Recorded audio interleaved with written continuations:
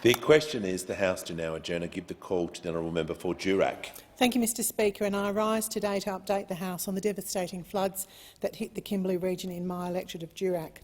I was recently briefed by the Department of Fire and Emergency Services about the ongoing recovery efforts, and it is clear that this is a continuing crisis that will require a significant amount of resources to manage. Roads, bridges and other key infrastructure have been destroyed. Many of the residents living in Fitzroy Crossing and the surrounding Indigenous communities were displaced, and small business owners have watched on as a lifetime of hard work literally washed down the drain. The flood is one of the worst catastrophes the Kimberley has faced in recent times, and if it were not for the hard work of DFES, Main Roads Department, the ADF, whose personnel travelled from all parts of our nation to lend a hand, together with the very hard-working local community organisation, the result could have been far worse. Mr Speaker, the fact that during the flood not one life was lost is a testament to the hard work of the boots on the ground in the Kimberley. Seeing our troops in the many different uniforms working across those affected areas certainly boosted community morale. During my travels to Fitzroy, I met with local leaders and received updates on how the recovery efforts were progressing. We all acknowledge that, although great work is being done, there is still such a long way to go. Mr Speaker, it is still raining in the Kimberley. DFES have continually advised that the Fitzroy River is dangerous because the water is moving fast and can rise quickly. It also has rubble and dangerous objects in it that may not be visible. The Department of Communities are still working to get people back to their homes and communities. It is important to recognise that up to 80% of the homes in Fitzroy Crossing are owned by the WA State Government. Mining dongers will be used as the first step in providing temporary accommodation. Recently, additional temporary accommodation has been announced in the form of Humani hub huts. May not have got that pronunciation right. These repurposed climate-controlled shipping container-like structures with folding insulated walls will be placed into Fitzroy Valley communities for people to live in whilst their homes are being repaired or rebuilt.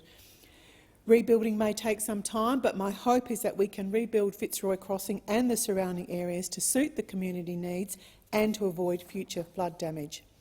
Mr Speaker, we are talking about some of the most vulnerable Australians here, people who need our ongoing support to help rebuild their lives after suffering from this natural disaster. And I must stress that the economic recovery from this devastating flood event will be prolonged and challenging. An example of the roll-on effects from these floods is the very valid concerns regarding current workforce shortages. We're seeing this all around Australia. This is not a new topic of conversation. But local industry stakeholders are concerned existing shortages will be exacerbated by the floods, and rightly so. The East Kimberley Chamber of Commerce and Industry have submitted a request for a deed of variation to their designated area migration agreement, known as ADAMA, to extend this service across the whole of the Kimberley.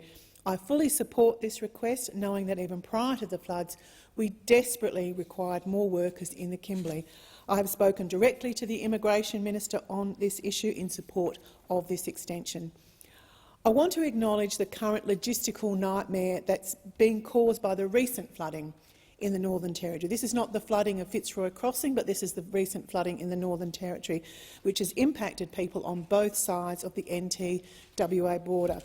The wet season in the Kimberley is always a time of both heat and heavy rainfall, and as we expected, river levels have risen once again. Intense rainfall and bad weather have disrupted the supply of goods into the region since the start of the year, with many Kimberley businesses impacted. Kununurra is experiencing a severe food shortage after being cut off by this recent flooding. The East Kimberley sole freight route has now been blocked, leaving the town supermarkets battling with shortages and panic buying. I'm pleased to hear that the ADF is going to provide aerial support, and also DFES will provide food by Wyndham. Coles has a supermarket in Kununurra. Being one of our largest national supermarket chains, it has a continuing responsibility to ensure food supplies to the vulnerable residents of Kununurra and surrounding areas. So I say to Coles, Please, please treat the East Kimberley with respect. Do everything you can to ensure a consistent supply of food into Kununurra that will help to curb the panic buying and go some way to normalise the town and this wonderful community. Coles, please do better.